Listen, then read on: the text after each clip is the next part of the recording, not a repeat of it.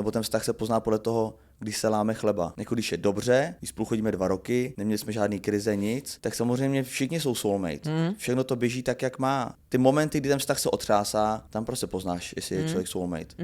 Když to by někdo přistupuje jinak než sám k sobě, tak pro mě nejste jako soulmate. Že jako já sám pro sebe jsem vždycky jako na prvním místě, ale podle mě soulmate je o tom, že na to první místo vedle sebe pouštíš i toho svého parťáka. No a ja som to tak v niektorých bývalých vzťahoch mala a práve to stroskotalo presne na tom, že ja som myslela v prvom rade na toho človeka a on tiež. Takže vlastne na mňa myslelo 0 ľudí v tom vzťahu. Ahojte, čaute. Ja vás vítam pri ďalšej epizóde vášho najobľúbenejšieho podcastu, ktorý sa volá Love is on the air. Presne tak, víte, dneska sú tu vaše príbehy k epizóde Soulmates. Ja vás tu srdečne vítam, moje meno je Nikita. Dámy a pánové, krásný, dobrý, ničím nerušený den. Ako sa máš, Vítek?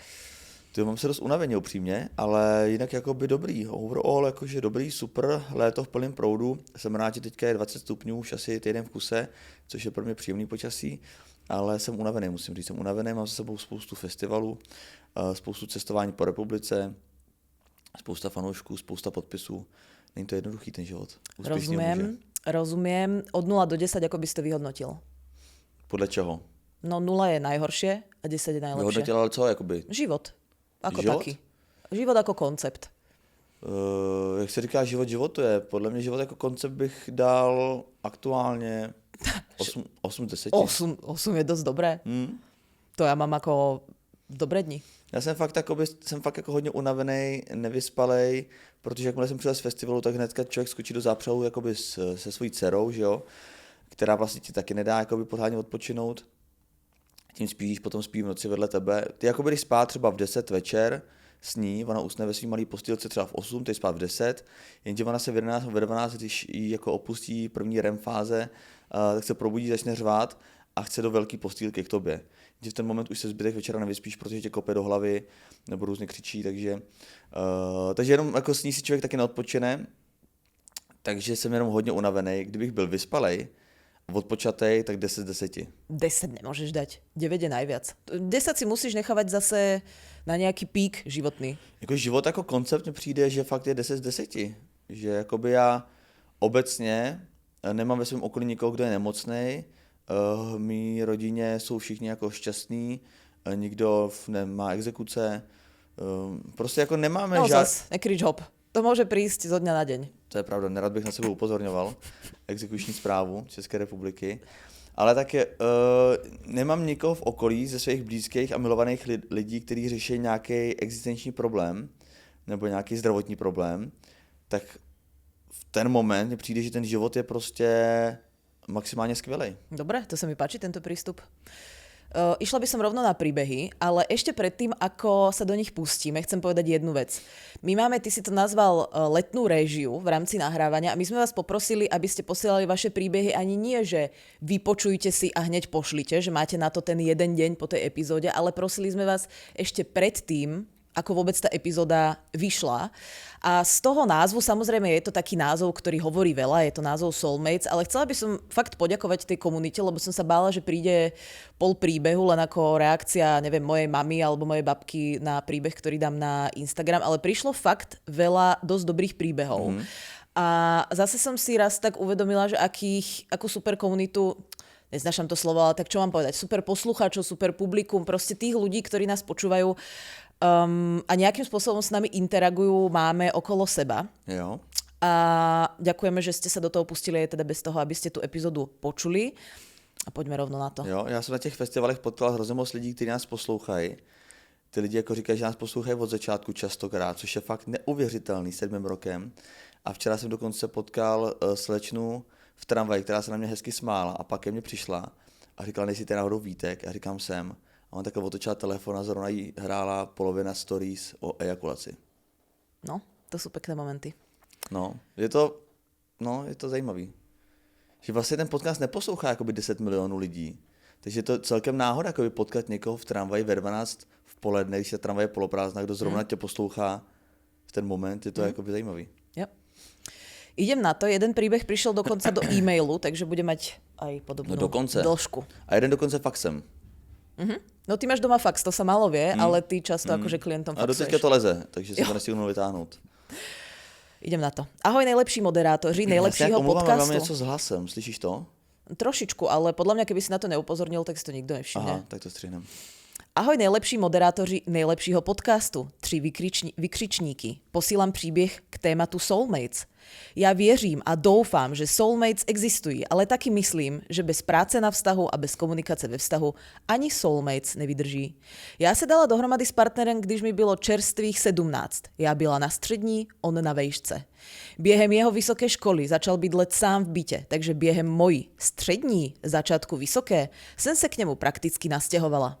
I po několika letech ve vztahu jsme se hrozně moc milovali, ale oba jsme dost výbušné povahy a po celou dobu vztahu jsme se hodně hádali, no a po mým úplným nastěhování to bylo horší a horší, až jsme to nezvládli. A vztah jsme museli úplně ukončit a já se zas odstěhovala. Oba jsme nesli rozchod strašně těžce a oba jsme to probrečeli, ale tak, jak to bylo, už nešlo dál fungovat. Takže ani láska to v tu dobu nezachránila. Nicméně během pár měsíců po rozchodu jsme si znovu dali částečně do kontaktu, občas jsme si napsali, občas se sešli po nějaký akci, jakože kámoši s výhodama. Mezitím jsme oba taky vyzkoušeli randit, ale s nikým to prostě nebylo ono. Po asi roce a půl, kdy byl covid v plným proudu, jsme si začali znova hodně psát, až jsem se jednou rozhodla, že ho zkusím pozvat na rande. No a souhlasil. Tak jsme šli a během chvíle jsme si řekli, že to zkusíme znova, protože jsme oba vzájemně cítili zásadní změny v chování. Ne, že by to pak bylo bez mráčku, měli jsme další problémy, ale už jsme se to snažili vykomunikovat různými jinými způsoby a ovšem mluvit, i když to nebylo příjemný. No a teď už spolu žijeme ve společném bytě, plánujeme si budoucnost a za měsíc budeme mít svatbu. A po 12 letech od té doby, co jsme se dali poprvé dohromady, bych řekla, že máme teď ten nejhezčí vztah, co jsme kdy měli. Pořád je to práce, ale pořád se úplně stejně milujeme. Tak jako na začátku a věřím, že je to moje soulmate a já jeho. Srdíčko. Hezký jako romantický start, rovnou takhle z ostra. Ono totiž jakoby pro soulmates podle mě taky nejde jenom o ty dva lidi, ale taky o to období, ve kterém se potkají. Strašně zásadní. Veličina. Akože asi áno. Neviem to moc akože vyhodnotiť. Neviem, či som niekedy cítila, že toto je ten správny človek, len to je nesprávny čas. Akože keby To platí určitě. Asi to platí, ale ja som to nikdy takto akože neprecítila. Asi keby sa odchádzalo niekde na Ty nejakú... jsi vždycky měla nesprávného člověka v nesprávný čas. No tak to vôbec. Ale keby sa odchádzalo niekde na vojnu, vieš, na 1-2 roky, alebo neviem, že keby ten život prinášal takéto nejaké akože iné výzvy, tak si to viem predstaviť. V mojom živote to nejak ako nefigurovalo. Ale skôr ma na tom zaujala jedna iná vec, že ja som kedysi samozrejme bola radikálnejšia, tak ako človek podľa mňa býva, keď je mladší, tak je radikálnejší vo všetkých názoroch, lebo sa potrebuje tak ako vyhraniť zo všetkého a od všetkých. A názor, že dvakrát vstupovať do tej istej rieky je chyba, som samozrejme zdieľala aj ja. Ale teraz, keď vidím tie všetky vzťahy okolo, ktoré sa napríklad aj takto rozišli a dali dokopy, alebo prekonali niečo náročné, kvôli čomu sa iné páry napríklad ich to rozdelilo, alebo sa rozišli, tak to vlastne vnímam, že to je skvelá príležitosť pre ľudí, ktorí sa nielenže milujú, ale hlavne obidvaja do toho chcú dať rovnako veľa efortu a fakt sú ochotní na tom pracovať ako príležitosť na to ten vzťah stvrdiť. Lebo nič ťa, ani svadba, ani dieťa, ani hypotéka, ťa podľa mňa ten vzťah nespečatí tak, ako spoločná skúsenosť v tom, že viem, že ten môj partner, keď je zle, je ochotný na tom pracovať rovnako tvrdo ako ja a pre neho samozrejme to platí aj naopak. Takže vlastne, keď prichádzajú takéto nejaké výzvy, tak si hovorím a tak v mysli trošku rozmýšľam, že není to už pre mňa taká tragédia, ako kedysi. Hovorím si, keď budete chcieť a dáte do toho tú snahu a tú lásku, lebo podľa mňa tá snaha je nejakou formou lásky, tak že mám taký ako potmehúcky úsmev. Že mám skôr pocit, že ti to dokáže byť k prospechu. Vieš? No a všechno jde, když se chce. Jako, já jsem se dřív držel, jak říkáš, jsme byli mladí, tak jsem se taky držel vlastně varianty, že buď to černá nebo bílá. A nic mezi tím, že vlastně taky prostě názor, že do stejné řeky dvakrát nevstoupíš, tak to prostě je to chyba. A dneska to vidím, že všechno je tak strašně nepředvídatelný a individuální, že vůbec, že vlastně člověk, pokud se mu ve vztahu něco stane, pokud se 2 lidi třeba rozejdou, tak absolutně nikdo nemůže říct, co se stane, vůbec se to nedá předpokládat, prostě je to jenom otázka času a opravdu té snahy jednoho nebo druhého, nebo ideálně obou, aby se to dalo dohromady, anebo se to prostě dohromady nedá, no. A že na to nedá se aplikovat žádný pravidlo a žádná ta klišé věta jako s řekou. No a ja tú rieku hlavne vnímam inak, že ja to už vnímam tak, že tá rieka proste není tá istá. Tá voda už niekde odplávala a je tam teraz iná voda vlastne, do ktorej vstupuješ. Ale aj ty si úplne iný človek, máš iné topánky, ak to mám tak metaforicky nejak zaramcovať. A že tá situácia je proste celá iná, no. Vieš, už môže byť... Proto i ty rady těch kamarádů nebo těch nejbližších potom jsou vlastně scestní, protože oni ti říkají, no, nedělej to, nebo... No, kamarádi sú scestní úplne. Ne, nejsou, ale když jakoby se tě snaží, ty se s někým třeba rozejdeš a oni ti říkají, no, ten se nezmění, nebo prostě strašně do tebe promítají tu vlastní zkušenost. No úplně. Ten vlastní zážitek a spousta lidí, tím, že to jsou nejbližší kamarádi, tak se tím nechají v úzovkách jako zmanipulovat, ale prostě každý ten příběh je individuální. Vůbec v tom je to kouzlo, že každý jsme úplně jiný. To může vyplynout tak, že ty kamarádi by v životě to neodhadli a ani nedokázali předvídat. Ahojky. Ahoj. Nejlepší podcasteři. Píšu svůj pohled k tématu soulmates. Upřímně moc nevěřím tomu, že pro každého z nás existuje jen jeden jediný člověk na světě, se kterým máme být. Mně osobně je bližší představa, že během života můžeme potkat víc lidí, se kterými bychom dokázali být šťastní. O tom, jestli z toho vznikne celoživotní vztah, podle mě rozhodují hlavně to, jak o něj oba pečují. Samozřejmě věřím na různá znamení a náhody. Koneckonců s přítelem jsme spolu už 3 roky právě díky jedné takové náhodě. Ale nemyslím si, že když člověk nenajde toho jediného, nikdy nebude šťastný. S přítelem máme krásný vztah, máme spoustu společných názorů, zájmů i hodnot, ale samo o sobě to podle mě nestačí k tomu, aby spolu 2 lidé byli celý život. I my jsme na našem vztahu museli pracovat a pořád musíme. Je to o kompromisech, snaze, komunikaci a někdy i o změnách, které člověk udělá nejen kvůli vztahu, ale i kvůli sobě. Kdybych se v některých věcech nezměnila, já a přítel neopravil svůj život, jsem přesvědčená, že už spolu dnes nejsme. Naše seznámení ale bylo trochu magické. Nejdřív jsme si asi týden psali na Instagramu, pak jsem jednou přestala odepisovat a po pár dnech jsem si na něj znovu vzpomněla. Napsala jsem mu, čauky, jak se máš? Ale hned mi to přišlo trapné, tak jsem zprávu smazala. Jenže přítel byl zrovna v Polsku. Co? To milujem, keď sa máš u správy. Vieš, že je tam len, že táto správa bola odstránená. A ty úplne si môžeš domýšľať, že čo tam bolo. Fakt to... Ale na Instagramu to není podľa mňa tá hláška. Ne, ale na WhatsAppe to je. Normálne, keď to vidím, že už to tam nechaj. Už si to nejak obhaj, ja to pochopím, chápem, keď niečo niekto napíše akože v opilectve, ale proste tá domýšľačka, aj tak ti to ten človek povie. Ty sa ho spýtaš, tak čo to akože malo byť a on ti povie, no vieš čo, bola som, neviem, opitá, alebo proste bola som nahnevaná a napísala som niečo v zmysle tom. Takže aj tak sa k tomu, Ježiš, nemáš tie správy. Jenže přítel byl zrovna v Polsku, měl špatný signál a stihl vidět jen tu zprávu, ne už to, že jsem jí smazala. Odepsal mi a od té chvíle jsme si psali prakticky non-stop. No, chvála Bohu. Po několika měsících výletů a randíček jsme spolu začali chodit. A to píše Eva Farná, alebo? Tohle mi přišlo opravdu osudové, ale stejně si myslím, že nás nedrží pohromadě nějaká magie nebo osud, ale píseň měl jsi mě vůbec rád. Drží nás pohromadě to, že oba chceme, aby nám ten vztah fungoval a jsme ochotni pro něj něco dělat. A nakonec bych vám chtěla poděkovat za to, co děláte, jste skvělí, jen bych potřebovala víc epizod týdně, ideálně 7. Poslouchám vás při běhání, uklízení i usínání. Vítku, neber to špatně, mám ADHD a při usínání potřebuji něco poslouchat, jinak mi v hlavě jede milion myšlenek. Vy máte strašně uklidňující hlasy a jste moje comfort place. Myslím, že jsem celý podcast poslechla už asi 4krát. Toto inak zaspávanie s podcastom ja podporujem, pretože ja to robím tiež a tým, že zaspím v polke, aj tak si tú epizódu musím vypočuť ešte raz. To znamená, nám nabiehajú vypočutia. Takže dobrá stratégia. Choďte do toho. Chcem reagovať na začiatok toho príbehu.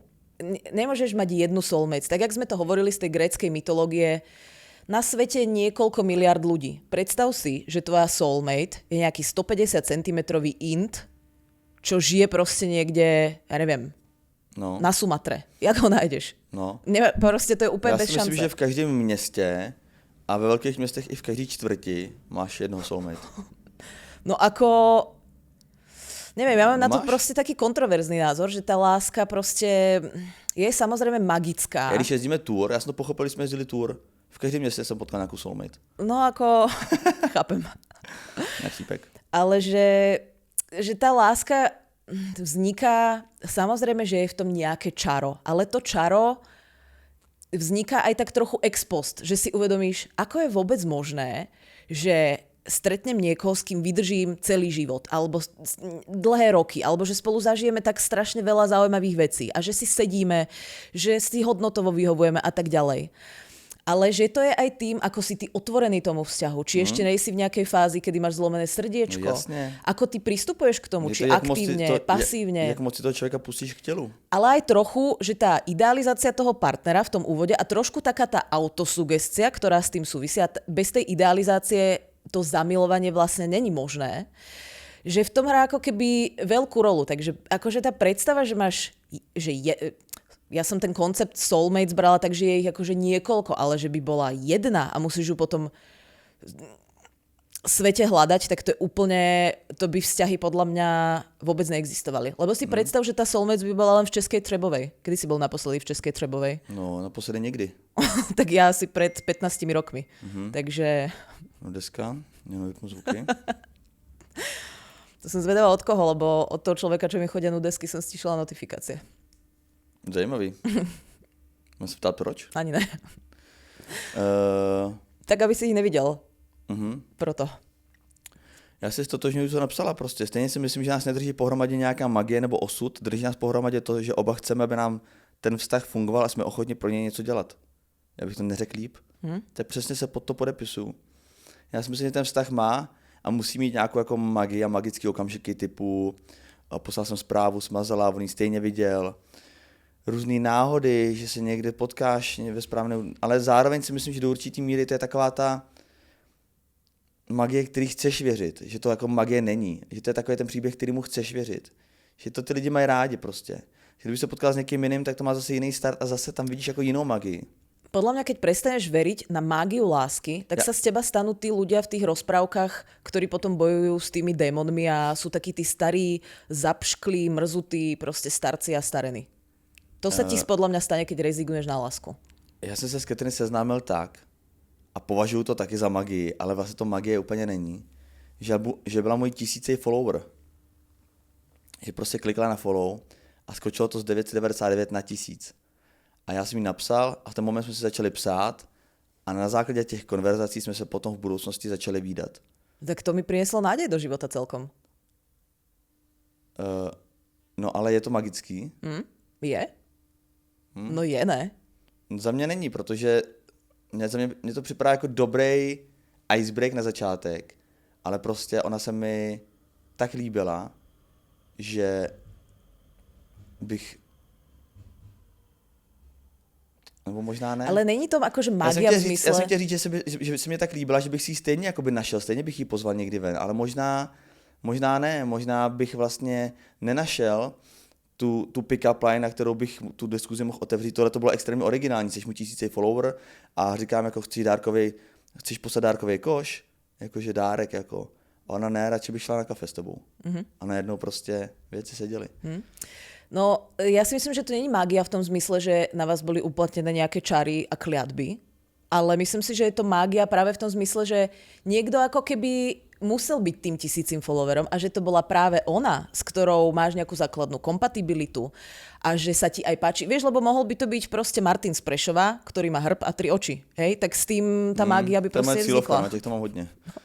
Aj moja v poslednej dobe. Ale hlavne teda na Facebooku. Ale proste, že to bola práve ona, že sa to takto proste zišlo, tak to je na tom tá mágia. A tá mágia samozrejme súvisí s tým, že ty na to môžeš tú pick-up lineu prostě nějak zmotať. Jo, ale já to myslím tak, že ona kdyby 1000 byl někdo kdokoliv jiný, tak si toho ani nevšimnu. A kdyby ona byla to byly doby, kdy já jsem jako měl nového followera jednou třeba měsíčně. Takže kdyby si mi jako přidal někdo, ona by byla, si mi přidala za 14 dní později nebo dřív a nebyla by ten 1000 follower, tak se mi líbí furt stejně. No, a tak ale... mám tendenci napsat. Asi ne tak dobrou pick-up line, ale mám prostě... Ale jak by si to zistil? Ty si pozeráš všetkých, čo ťa začínajú followovať? No tak v té době já nevím,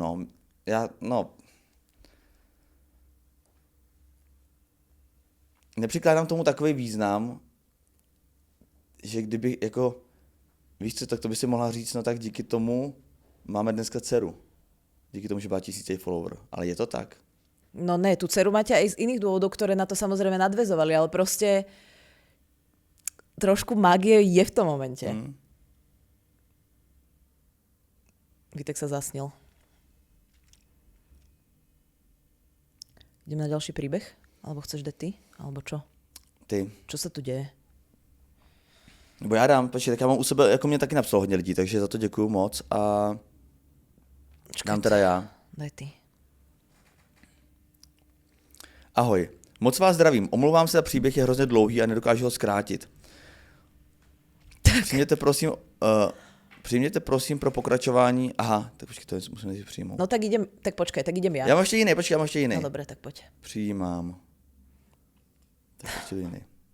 Tak. Počkej, to napsala, aha.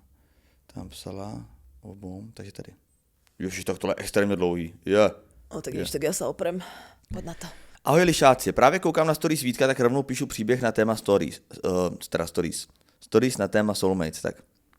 Celý život jsem sněl o tom, že jednou najdu toho pravého, nejen partnera, ale svou spřízněnou duši. Někoho, vedle koho budu mít pocit, že jsem konečně doma. Měl jsem 2 delší vztahy a pokaždé jsem někde hluboko uvnitř cítila, že to ještě není ono. Milovala jsem je, ale ta láska byla těžká, byla plná kompromisu, bolesti, neustálého snažení a pocitu, že musím o vztah bojovat. Dávala jsem do něj všechno, ale nikdy jsem neměla pocit, že mi stejnou měrou vrací zpátky. Po druhém rozchodu jsem přestala věřit, že něco jako soulmate vůbec existuje. Byla jsem unavená z toho pořád něco zachraňovat. Naučila jsem se být sama a překvapivě jsem v tom našla klid. Začala jsem pracovat sama na sobě. Objevila jsem, kdo vlastně jsem. A najednou jsem už vztah nepotřebovala. Dokonce jsem si ani neuměla představit, že bych ještě někdy někoho dokázala milovat. A pak přišel on. Znali jsme se už z Gimplu. On chodil na 8leté gymnázium, já na 4leté. Věděli jsme o sobě, ale naše cesty se tehdy vlastně nikdy neprotnuly. Začali jsme si psát a už tehdy jsem cítila, že je něco jinak. Miloval věci, které miluju i já. Přemýšlel podobně jako já, měl stejné hodnoty, stejný humor, stejnou zvídavost. Byl chytrý, vzdělaný a já měla zvláštní pocit, jako bych potkala sama sebe. Jen v mužské podobě. Jenže byl jeden problém. Já vztah nechtěla. Ale keď stretneš soulmatea, už musíš. Na lásku jsem po předchozím vztahu úplně zanevřela. Řekla jsem si, že si prostě jen užiju společnost fajn kluka. Vždyť byl tak sakra tak proč ne? Říkala jsem si, že kamarád s výhodama vlastně vůbec nezní špatně. No, jenže život se našim plánům většinou jen potichu směje. Začala jsem se zamilovávat. Nebyla to láska na první pohled. Bylo to pomalé, nenápadné, tiché vzplanutí. Každý den o trochu víc a víc a víc a víc. Až mi jednoho dne přestalo stačit říkat mu, mám tě strašně moc ráda. Ježiš. To je to napsaný. Ježiš, toto sú jaké erotické povědky, alebo kam sa to presunuli? Věděla jsem totiž, že to, co cítím, už dávno přerostlo všechna tato slova. A když jsem mu poprvé řekla, zbožňuji tě. Miluju tě. Usmál se na mě a odpověděl, já tebe taky. Už dlouho. Jen jsem čekal, až budeš připravená. Ježiš, ty to čakači. Keď někoho miluješ, tak mu to povedz. Život je príliš krátký. Od té chvíli jsem pochopila, že takhle jsem se nikdy předtím necítila. Když se mazlíme, jako by se celý svět kolem nás na chvíli zastavil. Všechny starosti najednou přestanou existovat. Když se líbáme, Prestan, zablokuju. projede celým mým tělem vlna chemie, kterou ani neumím popsat. A když se milujeme, není to jen o tělech. Je to pocit... Naplnění. Jsem plná. Je to pocit, jako by se na malou chvíli spojily 2 duše. Nikdy předtím jsem nezažila, že by intimita nebyla jen krásná, ale zároveň tak neskutečně klidná. Jako bych přesně věděla, že jsem tam, kde mám být. Samozřejmě ani náš vztah není pohádka. No zatiaľ to tak znelo, tak neviem. Přišly chvíle, které byly opravdu těžké.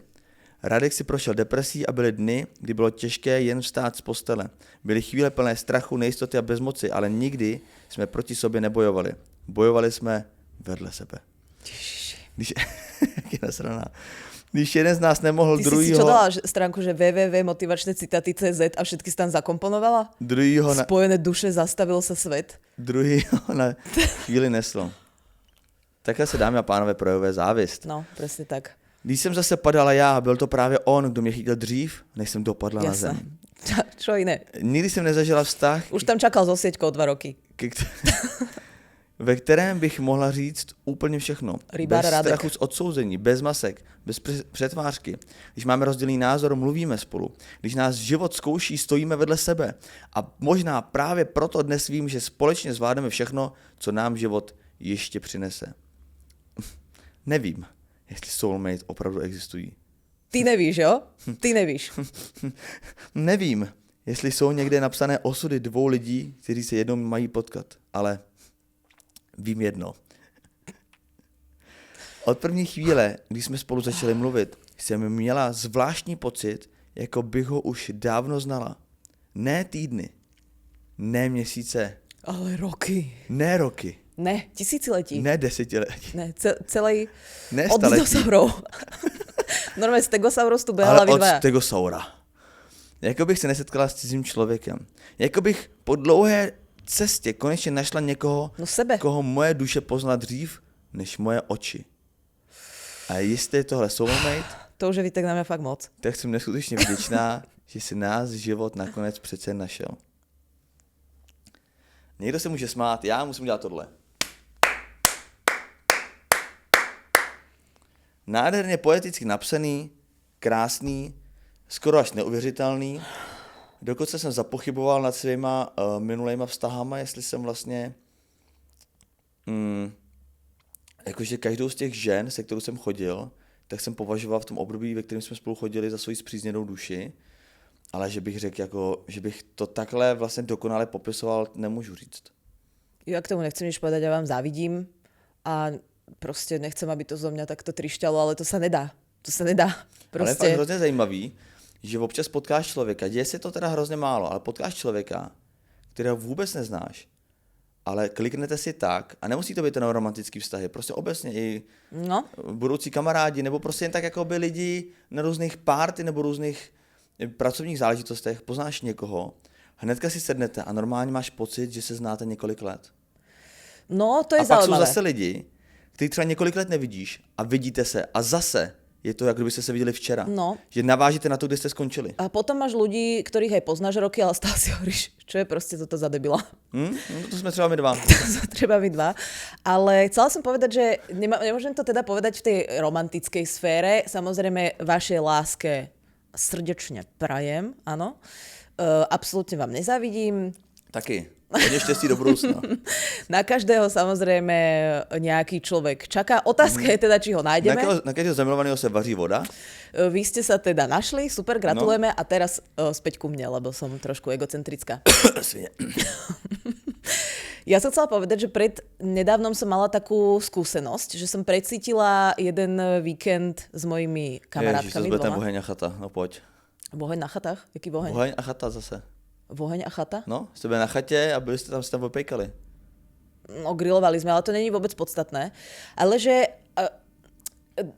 tie soulmates, ja vnímam vlastne aj v tej rovine kamarátstva, tak jak si to ty naznačil, že je strašne málo ľudí, jasné, s niektorými ľuďmi máš super srandu, s niektorými sa vieš porozprávať o niečom, s niektorými vieš dobre športovať, ale že ja pred málo ľuďmi viem byť naozaj taká občas proste bláznivá, občas, neviem, robím akože blbosti, tak strašne prirodzená a že vnímam tak strašnú podporu od tých ľudí, že ja na tej chate som prežila jeden taký akože malý emočný záchvev. Tie dievčatá ma nechali vyslovene sa akože vyhnevať. Vieš, že boli sme spolu akože 2 dní alebo 2,5 a ja som nechcela míňať ten čas na to, že som vedela, že tá emócia pominie a za normálnych okolností by som to do seba zatlačila a tvárila sa, všetko je v pohode. A co tě naštvalo?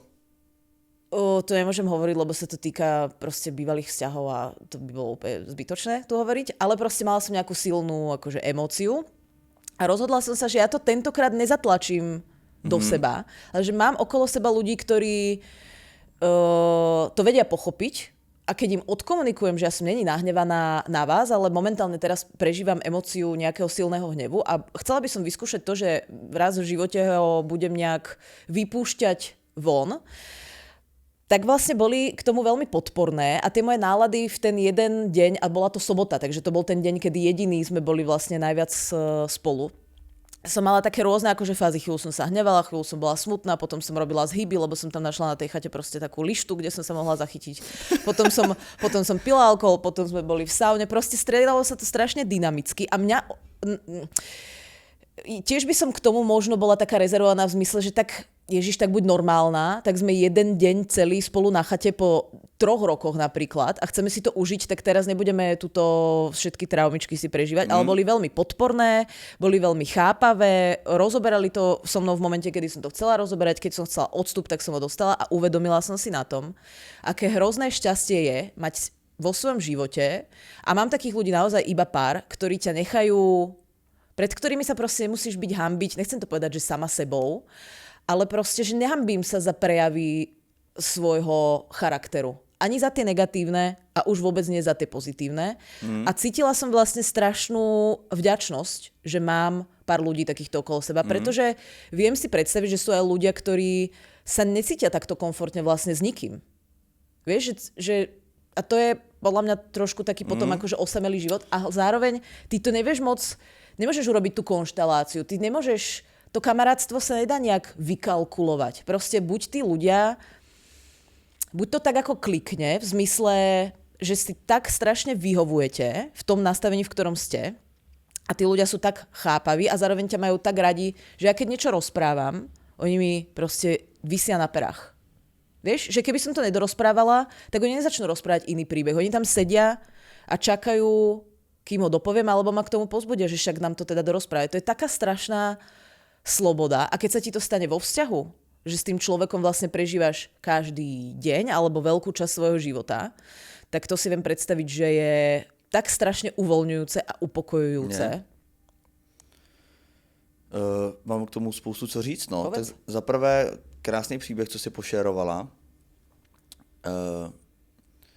Já si myslím, že do určitý míry to je o tom, jak moc je člověk odvážný a sdílnej, že vlastně to není, no je to taky o tom okolí, ale ty to musíš zkoušet ty limity toho, že ty vlastně, když jsi tam nějak jako sesypala nebo něco, tak vlastně si jim dala možnost, kdyby ses prostě věčně bála u svých jakoby lidí být sama sebou, tak ani nezjistíš, že oni tě jsou schopni takhle přijmout. Víš, jak to myslím? Že prostě já se jakoby snažím být sám sebou jakoby ve všech kolektivech a někdy to narazí, nebo někdy si to nesedne a v ten moment jakoby už vím, ale zároveň mně přijde, že se strašně moc lidma mám strašně, nebo ne strašně, ale relativně blízký vztah, aniž bych je nazýval nějakýma nejlepšíma kamarádama, ale prostě je to kvůli tomu, že si je pouštím k tělu a že jsem ochoten před nima jako hrát bez nějakých masek, že to je hodně o tom, jak člověk vlastně sám do těch vztahů jakoby vstupuje. Že to není tolik o tom okolí. No. I když samozřejmě je, protože když ty je potom prozkoušíš této situací, tak oni se můžou zareagovat nějak jinak, než ty si spřála, nebo než by v ten moment se hodilo a ty už se před nima příště uzavřeš. No pre mňa by bolo hrozne zraňujúce, keby ja som tie masky všetky odhodila a oni by na to reagovali nejakým iným spôsobom. Vieš, a stáva sa mi to, a nemusí to byť ani že vyslovene zlý spôsob, ale že ten človek napríklad, konkrétna vec, ktorá sa stáva denne miliónom ľudí, že miliónom ľudí, stáva sa to takmer každému z nás, že ty povieš nejakému tvojmu kamarátovi, kamarátke, rodine, známemu, kolegovi niečo veľmi intimné a on na to nezareaguje vyslovene zle, že by to nejak gaslightol, alebo že by ti vynadal, alebo že by to neprijal. Ale proste neprejaví dostatočný záujem. No, rozumiem. A to je, pre mňa je to, ja som krehká, pre mňa je to proste zraňujúce, takže si to nedovolujem často. Jasne. Ale viem, že mám proste už pár ľudí, ktorí sa osvedčili a pred nimi si to dovolujem stále viac a viac a je to skvelý pocit. No. Vieš, lebo často sa hovorí, že kamaráti sú jedným zo základných pilierov tvojho života, ale zase to je nejaké klišé. My tu často hovoríme také klišé a občas v nejakých epizódach vlastne prichádzame na to, že čo je za tým klišé. A pre mňa za týmto klišé není len to mať 3 až 5 blízkych kamarátov a rozvíjať s ním. Áno, jasné, to je samozrejme dôležité.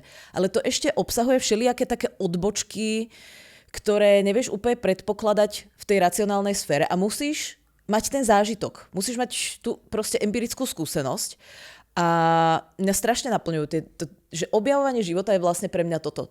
Dostávať sa do tých úplne špecifických takých ako zatáčok, vieš, a precítiť ten život v takých veciach, že som nevedela, že niečo také s cudzým človekom viem zažiť. To je pre mňa vlastne strašne naplňujúce a fascinujúce.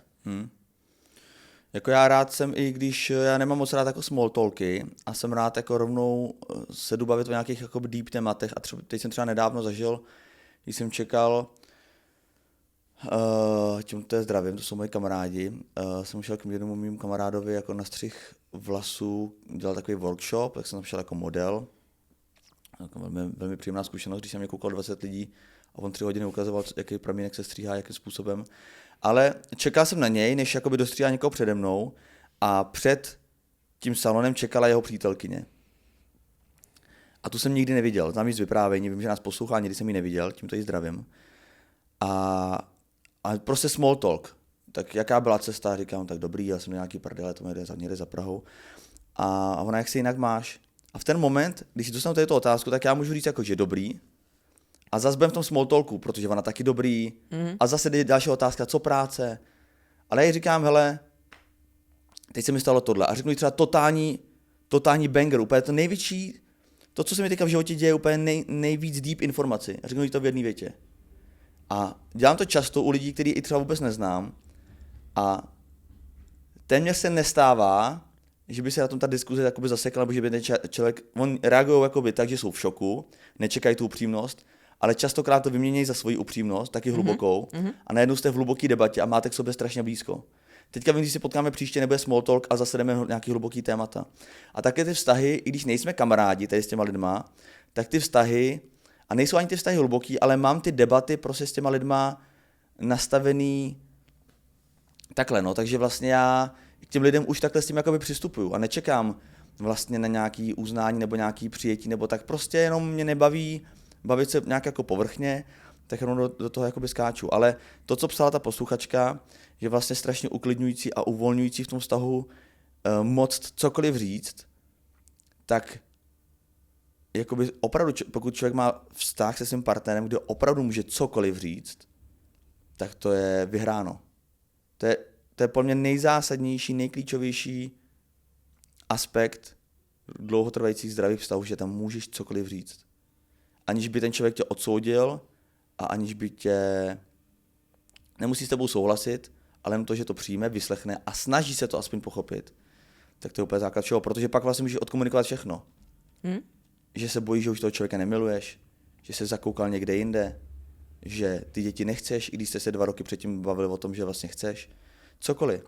Když se nebojíš mluvit, tak ten vztah má největší šance na to, aby vydržel do konce života. Ale ja by som normalizovala tento antibritský prístup. Proste buď tie small talky úplne akože vymažme, alebo si hovorme naozajstné veci. Akože k čomu je to dobré? Ja si myslím, že ľudia by sa kľudne mohli naučať akože mlčať. Že to je tiež v pohode. No, tak lidi se bojí ticha. Bojí se, jako když mlčí někdo Nebojte sa, to vám debatě, určite neublíži viac ako trápny small talk. Ale ty small talky jsou od toho, aby se člověk do určitý míry jako i chránil, že vlastně lidi se bojí někoho připustit k tělu, bojí se zranění a bojí se. Jakože to je otázka toho rozjet rovnou tu deep debatu, je otázka prostě do určitý míry odvahy. Ty jsi taky taková, ty jako taky si to na tebe všímám, že když jdeme na nějakou party, kde jsme pozvaní jako influenceři, tak tam to vidíš prostě, tam influencerka obchází influencerku a co je novýho a takhle řeší prostě nějaké jako věci, ale ty jsi taky taková, že prostě to otevřeš třeba tady tu otázku, ale pak jdeš rovnou k věci. Že taky No, nemáš tiež ma ráda to ty nebaví, small talky, no. No já taky ne. No a vždycky... Ani neumím, protože mi to připadá strašně trapný, ani vlastně mě to nezajímá, co ten člověk říká. A ono to trošku aj vyplýva z tej situácie, že ja tam nie vždy poznám úplne všetkých tých ľudí, ale poznám tam nejakých ľudí, ktorí ma zaujímajú. Takže s nimi idem proste, vieš, 2-3 a ideme proste do nejakej naozajstnej debaty. Že pre mňa je to vlastne príležitosť sa stretnúť s ľuďmi, s ktorými sa napríklad celý rok nevidím. Tak ma to proste zaujíma, no. No nič, idem na ďalší príbeh, ak dovolíš. No. Poslední věc k tomu, že vlastně mě připadá a překvapuje, že ty lidi jsou vlastně, že ty, když se první otevřeš, tak ty lidi se otevřou taky vždycky. Že prostě oni chtějí vidět tam ten příklad toho, že ty jsi odvážný, že do té debaty jdeš, ale každý má jako nějaký prostě příběh. No tak jdeme. Ahoj lišáci, moc ráda vás poslouchám od samého začátku, každý díl jsem slyšela snad už 5krát. A nepřestáváte mě bavit. Píšu příběh k tématu soulmates. Na výšce jsem na praxi narazila na jednoho kluka, chlapa. No, očividně někoho staršího, než jsem byla já. Měl se ke mně, chodil za mnou mi vysvětlovat, čemu jsem nerozuměla, no prostě bylo vidět, že má o mě zájem. Našel si mě na Messengeru a začali jsme si psát. Rozuměli jsme si v každém tématu, které jsme načali. Nenašli jsme nic, na co bychom měli rozdílný názor a on měl během psaní i trochu erotické narážky, což mě jako nezadané mladé holce imponovalo. Jinak to je takový vlastně, to se zmiňuje několikrát v těch příbězích, že měli jsme úplně stejné názory. A to je vlastně jako by pro mě není úplně jako ve vztahu dobře, mít úplně stejné názory. Mně přijde, že samozřejmě mít úplně diametrálně odlišní názory taky není dobře, ale prostě nějaké odchylky, ve kterých se nepotkáváte, mně připadá právě docela důležitý, že to je to, co tě rozšiřuje vlastně jako kdyby to spektrum vidění světa. Určite, ale podľa mňa to takto retrospektívne tí ľudia hodnotia preto, lebo na začiatku sa bavíš o tých veciach, ktoré ťa spájajú. A tým pádom máš prirodzene na ne podobnejšie názory. A čím ten vzťah ďalej postupuje, tak nachádzate alebo bavíte sa nutne aj o témach, o ktorých sa musíte baviť a není to už vaše hobby, záľuba, zmysel vášho života. A práve tam nachádzate vlastne, alebo narážate na to, že ten partnerka má rozdielne názory a je potom otázka, ako sa s tým vysporiadate. Či to zoberete ako príležitosť, či sa zlepšíte v komunikácii, alebo príležitosť na niečo iné, alebo naopak, či to bude niečo, čo vás bude rozdeľovať. Takže to je podľa mňa taká prírodzená vec, ktorá sa ti na začiatku stáva, že nejdeš do riskantných napríklad tém a že keď sa napríklad spoznáš s niekým na nejakej debate o cestovaní, tak to prirodzene bude vaša prvá téma, ale zároveň obidvaja máte nejakú afinitu k cestovaniu, takže proste si v tom budete trošku rozumieť. Erotické narážky ako nezadané mladé holce imponovalo. Domluvili sme sa, že sa sejdem.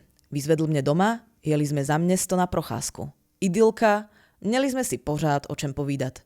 Jeho práce, moje škola, život, knihy, filmy, vesmír. Mělo to ale jeden háček. To je dosť veľký háček. Priznal, že má přítelkyni. To je taký hák, by som skôr povedala. Taký lodný hák. Druhý háček byl, to sa robíte srandu. Druhý háček byl, že ja měla přítele taky. Nehovorila, počkaj, tu nepísala náhodou, že což mne jako mladé, nezadané holce imponovalo. No ona ten příběh vypráví jako v tom období, kdy lahala vlastně jemu a teď lže i nám, jako kdyby to vypráví a teď se přiznala i nám. Aha, dobre. Tak najprv asi sama sebe by si sa mala. Dobre, takže druhý háček. Prvý háček, druhý háček. Druhý háček byl, že... Nemají se co vyčítat, takže... Že ja měla přítele taky dlouho, ale náš vztah už byl na pokraji rozchodu. No, či o tom vedel aj ten druhý človek, vieš, že niekedy sa to tak stáva, že ty to tak vnímaš, že na pokraji rozchodu a na druhej strane zamilovaný, úplne spokojný človek. Ten nový byl úplne... Vezmeš si mne, jak to mám říct, vezmeš si mne? Ten nový byl úplně jiný. Lichotil mi tak, jak ještě nikdo. Říkal, že jsem nádherná, úžasná, že se se mnou cítí, jako bychom se znali už XY let, že takové propojení ještě nikdy nezažil. Jo. Já cítím nějaké kaleráby tuto. Nevím, co jsou kaleráby, ale když ptáčka lapají, hezky mu zpívají. No, to jsou kaleráby. Aha. A já to cítila stejně. Svůj vztah jsem asi po 3 měsících nové známosti ukončila, ať se můžem poznávat s čistým štítem. Všechno se vyvíjelo perfektně. Po 3 měsících. 3 měsíce úplně štít, ale najednou je čistý. No, mňa zaujíma, že či aj on sa rozišiel. Alebo že či mala čistý štít len ona a on stále, vieš... Vezmeš si mňa? Ne. Vezmi si mě. Všechno se vyvíjelo perfektně. Došlo na polibky, hlazení. I ten byl dokonalý. Soustředil se na mě, ptal se, co se mi líbí, dělal vše proto... A víme, jestli on se rozešel, nebo on má Nevíme. Aby se mi to líbilo. Byla jsem v 7. nebi. Jednoho dne mi napsal, že bych se chtěl sejít a něco důležitého mi říct. Já byla zamilovaná a cítila, že on to má stejně. No, to bude breakdowník. Sešli jsme se hned o den později, jeli jsme autem na naše oblíbené místo. Povídali jsme si a on pak začal s tím, že mi musí něco říct. Přišla obrovská rána. Řekl, moje přítelkyně je těhotná. Zhroutil, tak on se asi nerozišiel tým pádom. Asi ne. Asi ani nemal čistý štít, by som povedala. No bo záleží, jestli náhodou není těhotná s někým jiným, ta přítelkyně. Tady ty vztahy, tady v té komunitě jsou nějaký zvláštní. Zhroutil se mi celý svět. Počkaj, ona to tak divne odstrihla, že tu vidno tie nástroje v notes, vieš, a nevidím ten text. Hrostil se mi celý svět. Čekala jsem, že si vyznáme vzájemně lásku, že mi řekne, že i on ukončil vztah, abychom mohli být spolu. A místo toho přišla kudla.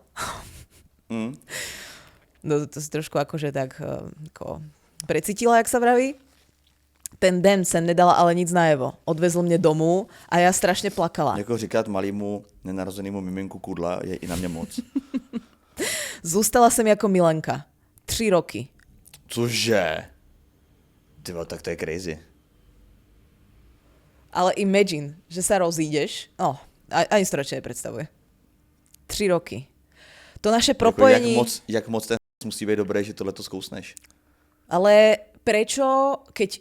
Ja to nechápem. Ty sa s niekým rozídeš, chápem, že ten vzťah bol na pokraji, ale ty vnímaš nejakú ako keby morálnu hodnotu v tom, že chceš mať čistý štít. A prečo to nepožaduješ aj od toho partnera? Respektíve rozumiem, že ona to možno požadovala, keď sa to nedeje, že žiť v tom 3 roky, ja to akože nejudžujem v zmysle, že by som to odsudzovala, len sa nad tým divím. Že keď pre teba je to dôležité, proste môcť s tým človekom ten vzťah rozvíjať proste naplno a ten druhý prostě to ako láska keby... je silnější. No, ta chemie, to musel být prostě masakr.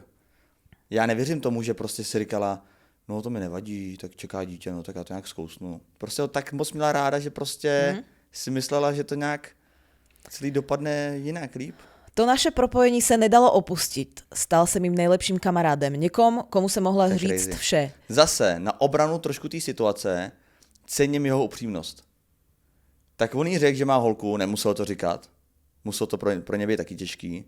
A řekl jí, že ta holka je těhotná. Taky to říkat nemusel. Ja viem, ale oni už spolu 3 roky niečo rozvíjali. No ne, já to neobhajuju, jenom jako se snažím tam najít aspoň něco, za co bych jakoby pochválil, aspoň jednoho z té party. Jo. No tak potom jsou vztahy, kdy třeba někdo má dítě 15 let a nikomu to neřekl. No tak počkajme si na to, možno tam bude niečo obdivuhodné. To naše propojení se nedalo opustit. A pak se mi v autě přiznal. Přišla kudla. Bylo toho 4. dítě, co čekal. Nejlepším kamarádem. Někým, komu se mohla říct vše, svěžit se s každou malicherností. A on mě nikdy neodsoudil. Ale ty si možno jeho mala odsoudit. Ale vnitřně jsem trpěla. Věděla jsem, že má doma rodinu a já jsem jen na zavolanou. Další rána přišla. Ještě ona čakala na ďalšiu ranu. Ty si jak Mojžiš z Biblie, ty čakáš najprv žaby, potom zabíjame novorodencov, potom neviem, čo tam bolo, vietor, búrky. 50 cent. 50 kulek do hrudi. Když napsal, že se bude ženit. Kámo, jak môže byť tvoj najlepší priateľ človek, ktorý zároveň... Pardon, ja si proste inštitút najlepšieho priateľstva predstavujem trochu inak.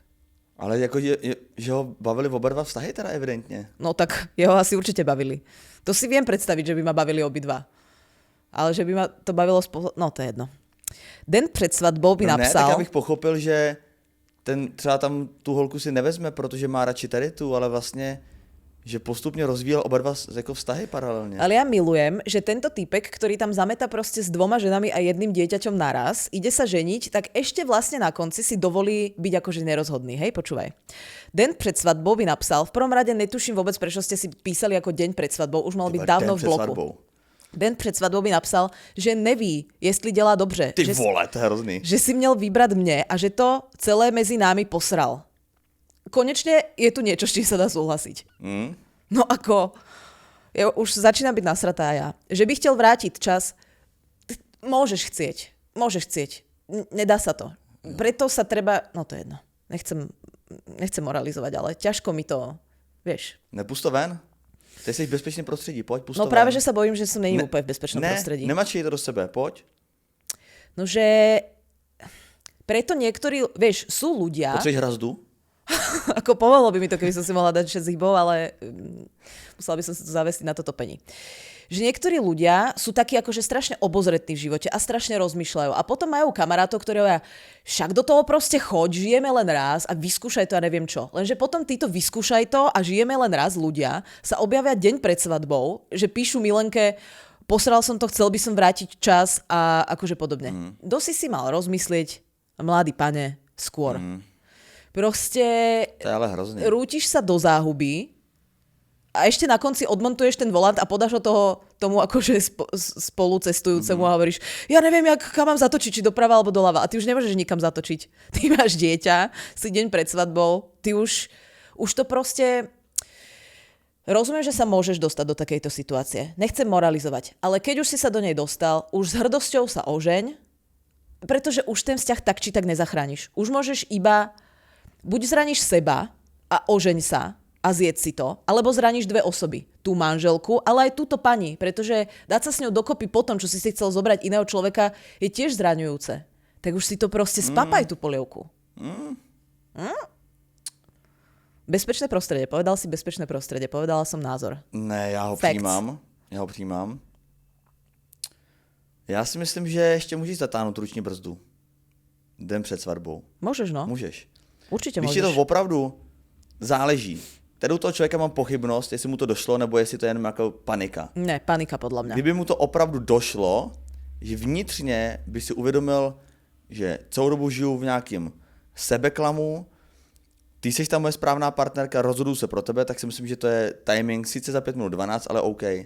Jestli to říkáš pod vlivem nějaký paniky a to, že si nejseš pořád jistý a ta nejasnost, ta nejistota se ještě umocní na tou svatbou, tak a to ví jen ten člověk, no, ale... No dobre, z paniky alebo z Z panikaří, ale pak zase půjde k té milence a zase u ní začne panikařit, že ztratil manželku, že prostě jakoby neustále je nerozhodný. No jedna vec je tá motivácia a druhá vec je, či ti ten človek napíše, posral som to, mám proste 12 minút do svadby, ale rozhodol som sa pre teba. Ale on napísal, že neví, jestli dělá dobře.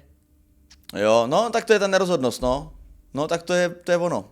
Že si měl vybrat mne, že si měl, ale on nehovorí, vyberám si teba. On hovorí, ja neviem, možno som spravil chybu, ale vlastne... A to stejný pak zase řekne s tou manželkou, Veď že on, povedz už nejaký statement. tak teda vyber si teda mě a on tak řekne, tak vybírám si tebe, Milenko, a za měsíc řekne, no ale Milenko, já nevím, jestli jsem jako No udělal lebo on správně, to co jsi prehadzuje vybral. na ňu. On tú svoju neistotu vlastne on tým hovorí, neviem, že či ty si toho hodná, alebo tá moja manželka. Neviem, jak sa dohodnite. Vieš, tak čo si majú zvolať valné zhromaždenie a tam si to odhlasovať, alebo čo s takýmto človekom?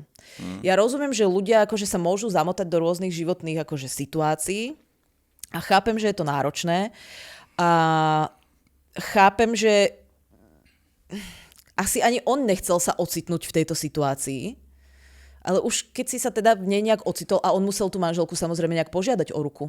Vieš, to není, že ona by asi jeho požiadala o ruku a nejak by sa tam ocitol. Že ty musíš urobiť Ale niekoľko krokov. všechny ty přípravy na tu svatbu, které trvají měsíce a měsíce, tak v ten moment musíš přece přemýšlet i tady na tu jako variantu. To ti nedojde jen tak den před svatbou. No. Timing. To ti nikdo jakoby Tiež nepostaví úplne. před oltář a najednou je a jo vlastně svatba. No tak idem to dočítať a už sa budem snažiť sa nerozčulovať. Že by chtěl vrátit čas a vzít si svoji spřízněnou duši, udělat rozhodnutí srdcem nerozumím. Plakala jsem, když jsem to četla, ale napsala mu, že dělá správnou věc a já tady pro něj vždy budu, jen trochu jinak. Ja to asi neviem dočítať. Akože jak inak? Jak inak? Ako kamarátka na telefóne? Alebo skamarátiš sa s jeho manželkou? Ale Ne, jaký inak? Má ho ráda, nedokáže mu napsat mě hezký život, pa. Ale on sa žení. On jej tým napsal mne je hezký život, pa. Dobre, idem ďalej. Oženil sa a vydali sme sa dál. Ja už za to fakt nemám, kamoši.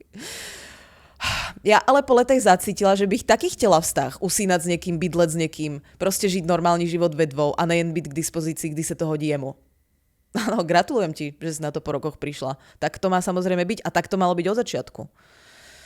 Našla jsem si na Tinderu přítele. Bylo to mé první a poslední rande na Tinderu. Sedli jsme si jak humorem, tak pohledem na život. A ten Nic takového jsem ještě nezažila. A pak přišla kudla. Začali jsme spolu chodit, Byl bydlet. to syn toho partnera, kterého jsme měli. Žít život. Byla jsem šťastná a můj soulmate, ten to trochu nedal. Vždy říkal, že ať si někoho najdu, bude mi to přát a pochopí, že sexuální stránka našeho vztahu půjde do pozadí. Ne do pozadí, ty debile. Prostě půjde do smrti.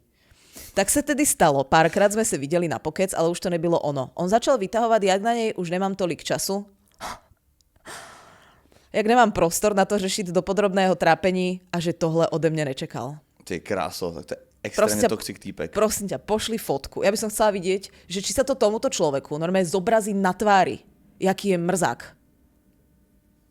Lebo to sa ti musí nejak vpísať do fyzična. Jako mrzák, jako co? No, ako emočný. Ne ako... No. Tohle ode mňa nečekal. Ježiš, tragéd, loser úplný. Na istou dobu sme sa odmlčeli a otehotňala, porodila. Teď jsme zase v kontaktu, ale není to vůbec ono. Už si nemáme co předat. Už se na to vyserte, fakt. No to je tolik let, teď to řešej. Furt to zkouší jako. Už si nemáme co předat. S tým sa dá súhlasiť. Na poslední schůzce jsem mu povídala o tráblech v mateřství a on u toho koukal do telefonu. To je pro mě no-go a znamení, že i soulmates mají svou dobu trvanlivosti. Kámo, toto vůbec nebyla tvoja soulmate. Vy ste mali pravděpodobně dobrou chémiu, dobrý. No, ale a ještě s tím novým priateľom si mala ještě lepší, takže ty si mal nízko nastavený štandard. Ne, ale nejvíc vtipný je, že jí nevadila přítelkyně, potom ani manželka, ani dítě, ale kouká do telefonu. Tak to jsem si uvědomila, že ty můj soulmate nejsi. Mně to hrozně připomíná jeden příběh z mýho okolí. Počkej, zapamätaj si, ja to len dočítam, už je iba kúštik, dobre? No. On začal vytahovať porodila, neviem, trable, koukal do telefonu. To je pro mě no-go a znamení, že i soulmates mají svou dobu trvanlivosti a že nemusí být navždy. Našla jsem soulmate v jiném člověku, v mém partnerovi a v mém synovi. A to je podle mě krása života, že si jedny dveře zavřou a jiné zase otevřou. Ale mít jako soulmate ve svém synovi zní skvěle. Vlastně ten rozměr toho rodičovství mě vůbec nenapadl. Tak pokud to má někdo podobně a žije v tom, že soulmate nejen jeden za život a pokud to s ním neklapne, už takové propojení nikdy nezažijete, nezoufejte. Je pravda, že stejné propojení už nikdy nezažijete, ale můžete zažít propojení ještě krásnější. Moc zdravím a těším se na live tour. Snad teda nějaká bude. Srdíčko s láskou N. Toto je strašne kontroverzný príbeh. Strašne veľa... Skvělý příběh. Strašne veľa emócií to mne vyvolalo. Mega jsem si to užil. Připomíná mi to jeden příběh z mýho blízkého okolí, kdy jedna žena měla celý život jako na hovno vztahy. Potom se objevil někdo, kdo byl fantastický v posteli, choval se k ní gentlemansky, měl o ní zájem, naslouchal jí, prostě všechny ty věci, které chceš. A nehovoríš o mne? Ne. Tak často typ. A trval v jejich vztah pár měsíců, pak ten muž nějakým způsobem řekl, hele, já mám přítelkyni. V tom daleko nechci pokračovat.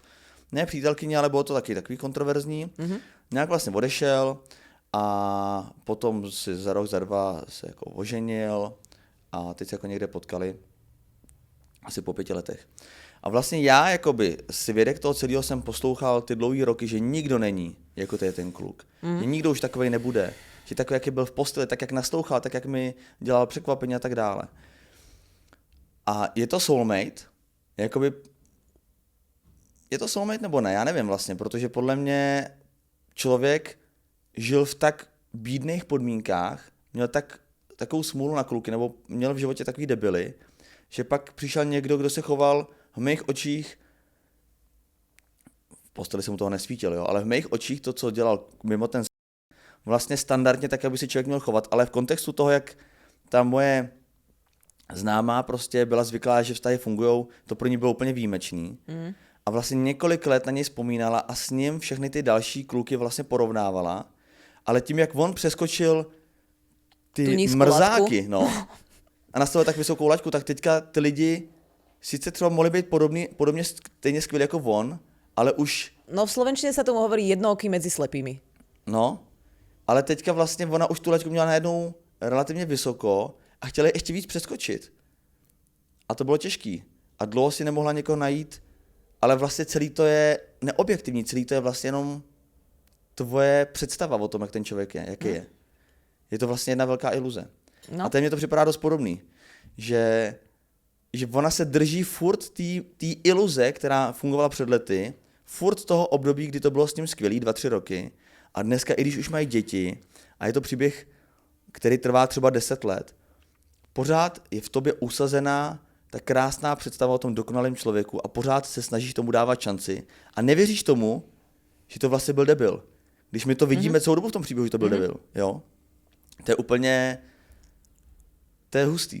Ale ja to ako keby viem pochopiť, lebo tiež som párkrát vo svojom živote podľahla tej ilúzii toho momentu, že v danej dobe sa mi to zdalo, že ten človek sa ku mne správa nadštandardne. Až som si ho úplne zidealizovala pomaly do nejakého levelu božstva. A potom, keď som sa pozerala na ten vzťah vlastne naspäť, tak si hovorím, že však ale ja keď som bola v takejto situácii, že vlastne ku mne sa oveľa proaktívnejšie napríklad správali kamaráti. Že ten človek nespravil vôbec nič, iba tam bol. A ja som to, že iba tam ten človek bol, vlastne vtedy vnímala, no jasné, tak ja som v tejto situácii a ten človek ma akože neopustil, takže vlastne super, to je spečatenie toho vzťahu, že my vydržíme všetko, ale vlastne okrem toho, že tam ten človek fyzicky bol a robil si svoje, nespravil a nič. Doslova nič. A v tej dobe som to vnímala, wow, tak to je úžasné, že ja mám takýto ako životný problém alebo nejaké úskalie a ten človek neodchádza, ten človek ma do ničoho nenúti. Ale na druhej strane nespravil vôbec nič. A ono sa to v tom vzťahu vlastne na konci aj ukázalo, že keď prišiel nejaký ďalší životný, jak to mám povedať, obstacle, nejaká prekážka, tak vlastne, že tá láska není len akože v prítomnosti a vo slovách, že niekedy proste treba tú podporu nejakým spôsobom prejaviť a zrazu tam tá podpora nebola, ale bolo ju treba. Ty vztahy vznikají jakoby v zápětí po těch rozchodech z toho důvodu, že člověk je v rozchodu úplně rozbitej, potom se objeví někdo, který mu stačí strašně málo, aby ten člověk si cítil líp. Fakt, že stačí tam jenom bejt. No ty si doplňaš častokrát iba to, čo ti napríklad chýbalo v tom predchádzajúcom vzťahu, ale tých ďalších 87% už tam napríklad není. Rozjedeš po letech a pak prostě přijde někdo a ty říkáš, tyjo, ten kdyby nepřišel, já nevím, jak to zvládnu ten rozchod. Najednou ten člověk tam jakoby pro tebe je, ale nemusí skoro nic dělat, prostě tam jenom je a jenom tě jako vyslechne, což není jenom, to je samozřejmě důležitý, ale najednou ten tvůj takzvaná náročnost, co toho partnera potřebuješ, se zúží jenom na to, že ten člověk tam stačí, že tam pro tebe je a že tě vyslechne.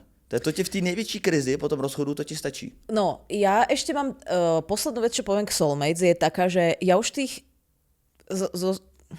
keď si revidujem nejak skúsenosti, tak som prehodnotila to, ako vnímam soulmates, že podľa akých kritérií ich posudzujem. Že ja tých soulmates už neposudzujem podľa toho, že tento človek je soulmate, pretože pre mňa spravil niečo. Ja sa to pýtam skôr naopak. Môže človek, a to platí aj na tento posledný príbeh, môžem ja považovať za soulmate človeka, ktorý keď mal mi dať podporu, mi dať lásku, mi dať opateru, mi dať niečo, čo potrebujem a totálne ma vyghostoval, totálne sa na to vykašľal. Môže byť takýto človek pre mňa soulmate? Vieš, ako to myslím?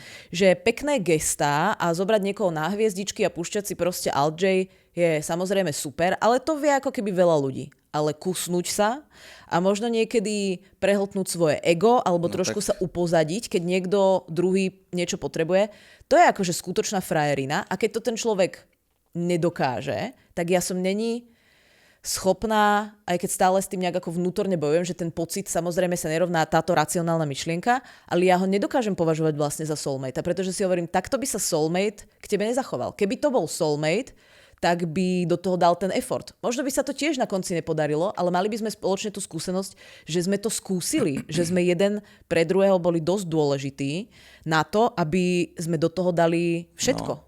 Soulmate vnímám ve slova smyslu i toho, že ten člověk pro tebe má být stejně důležitý, jako ty jsi sám pro sebe. Spřízněné duše, ty duše máte stejný, podobný, že vlastně jako v jiných momentech, tak se ty lidi nebo ten vztah se pozná podle toho, když se láme chleba. Jako když je dobře, když spolu chodíme 2 roky, neměli jsme žádný krize, nic, tak samozřejmě všichni jsou soulmate. Všechno to běží tak, jak má. Jako, ale když se láme chleba, že je někdo nemocnej, to je jedno, prostě ty momenty, kdy ten vztah se otřásá, tam prostě poznáš, jestli je člověk soulmate. Když k tobě někdo přistupuje jinak než sám k sobě, tak pro mě nejste jako soulmate. Deep? Víš, jak to myslím, ne? No, úplně. Že jako já sám pro sebe jsem vždycky jako na prvním místě, ale podle mě soulmate je o tom, že na to první místo vedle sebe pouštíš i toho svýho parťáka. No a ja som to tak v niektorých bývalých vzťahoch mala a práve to stroskotalo presne na tom, že ja som myslela v prvom rade na toho človeka a on tiež. Takže vlastne na mňa myslelo 0 ľudí v tom vzťahu. Já si myslím, že by člověk sám pro sebe měl být nejdůležitější, ale ten druhý by neměl být jakoby na dvojce, měl by prostě s tebou sdílet, možná ne vždycky, ale prostě sdílet to první místo, no. Měl byste prostě být na stejný úrovni, ale nemůže se myslet jenom na něj. To taky nejde. V první řadě člověk musí být spokojený sám se sebou, aby to do toho z toho přinášel. No tak jo. Takže to boli soulmates. Já ještě mám příběhy jinak. Ještě mám jeden, jo. No a ja mám, ale A tady ta slečna, ty se napsala přečteno, teda přijímám a ona to ještě doplnila, tak to by teďka bylo blbý, kdybych to... Dobre, ale dostaneš pucung od kameramana. To ti hovorím dopredu. Ahoj, moc vás Ahoj. zdravím, omlouvám se, příběh je hrozně dlouhý a nedokážu ho zkrátit. No super. Já na soulmate rozhodně věřím, protože si jinak neumím vysvětlit to, co jsem zažila, potažmo stále zažívám. Před mým prvním vztahem jsem Protože to myslela, není manželka toho typka. že láska jsou totální ohňostroje. Když jsem ale měla prvního přítele, nepocitovala jsem nic tomu podobného. Čekala jsem od toho pocitu trochu víc a smířila jsem se s tím, že láska asi není taková, že ty 2 dílky skládačky, které do sebe mají zapadnout, jsou prostě mýtus. Po rozchodu jsem se chtěla naučit být zase sama. Jenže mi do života brzy přišel někdo další. Od prvního momentu jsme byli na stejné vlně. Myslím, že mám dost specifický styl humoru, který používám v 90% času. Je to můj styl komunikace. Celý život slýchám, že jsem arrogantní a sarkastická a já musím neustále vysvětlovat, že si dělám jenom srandu, což je dost unavující a tu zábavu to akorát kazí. To docela znám tady ten pocit. Tomuhle klukovi jsem ale nemusela vysvětlovat absolutně nic. Bavil se mnou úplně stejným způsobem, kterým komunikuju já a bylo to strašně přirozené. 2 měsíce jsme si jenom psali. Mám velký problém se obecně zamilovat, ale s ním jsem měla pocit, že jsme zamilovaná už jen přes zprávy. Začali jsme se vídat. Všechno, co mi normálně vadí nebo čemu se vyhýbám, mi s ním absolutně nevadilo. Nemůžu říct, že jsem si ho vysnila, protože já ani nevěděla, že jsem něco takového někdy chtěla. Až díky němu jsem zjistila, co v partnerovi i v životě tak nějak hledám. Najednou jsem ty ohňostroje cítila víc, než jsem si kdy představovala. Nedokážu to přirovnat k ničemu na světě. Několik měsíců jsme se jen vídali, nic fyzického jsme spolu neměli a já se i tak hrozně zamilovala, což mně se nestává nikdy. Později jsme spolu začali chodit a každým dnem mi přišlo víc a víc, že jsme si souzeni. Přišlo mi, že jsme stejný člověk, jen každý v jiném pohlaví. Všechno mi přišlo strašně správné. Naši kamarádi nám po chvilce strávené s námi říkali, že by chtěli jednou něco taky takového. Že jsme se prostě hledali. Byli jsme jak 2 nejlepší kamarádi bez jakýchkoliv hranic a do toho se strašně milovali. Už v té době jsem věděla, že to pouto, které máme, je strašně silné. Zní to možná hezky, ale ten vztah prošel taky spoustu špatným, až jednoho dne bohužel skončil. Nejsme spolu už delší dobu, v řádu let. Během té doby jsme se dlouho nebyli schopni nechat být. Nevídali jsme se pravidelně, ale pokaždé, co jsme se viděli, to bylo, jako bychom se nikdy nerozešli. Opět jsme spolu nic fyzického neměli, ani jsme nemuseli, to stejné pouto přetrvávalo i tak. Oba jsme se pak vídali s někým jiným a vždy to skončilo tak, že jsme se v tom nemohli zůstat, protože jsme v těch nových lidech hledali sebe. Já už jsem toto s nikým od té doby nenašla a každým dnem pochybuju víc a víc, že to ještě někdy najdu. Prestaň. Začíná to být smutný. Ne, mne to bere nádej. V kontaktu už nějakou dobu raději vůbec nejsme, nic o sobě nevíme, ale já jsem si jistá, že se to pouto nepřetrhlo. Pořád ho cítím úplně stejně, i přesto, co se mezi námi všechno stalo a mám pocit, že nás zase jednou svede dohromady.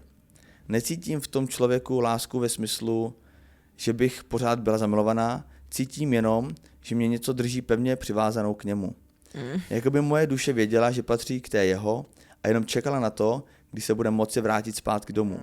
Jakoby prostě věděla, že už žádný jiný kousek skládačky, do kterého by takhle dobře zapadla, na světě není. Tadá, konec. Ještě jednou se omlouvám za délku příběhu, doufám, že se to všechno poslalo normálně, děkuji za váš čas, přeji hodně štěstí do budoucna, mějte se krásně. Bože, to je hrozné. To je hrozné, ale ešte má to jednu výhodu, to, čo píše, že to aspoň cítili obaja. Predstav si, že ty to cítiš takto roky, už aj máš aj iné vzťahy, normálne si žiješ svoj život, ale niekde vnútri stále ťa to pichne proste raz za čas. A keď myslím raz za čas, myslím tým každý deň a potom sa ti o tom sníva každý týždeň. A to len tak ako teoreticky hovorím. A predstav si, že ten druhý človek to tak už nemá. Alebo myslíš si, že to tak nemá a ty si hovoríš... To je to myslet a doufat a přát si a odhadovat. To je přesně to, jak říkáš, že život je krátký. Strašne bolestivé. Pošli mu tady ten příběh, buď to tak, jak to máš napsané, nebo tak, jak jsme to řekli v podcastu. Alebo my mu to pošleme, len napíš jeho Fakt. account. Pošli mu to. Je to nádherně napsaný a ať se k tomu vyjádří. A ja ti pošlem tiež account a tiež pošleš za mňa? Klidně.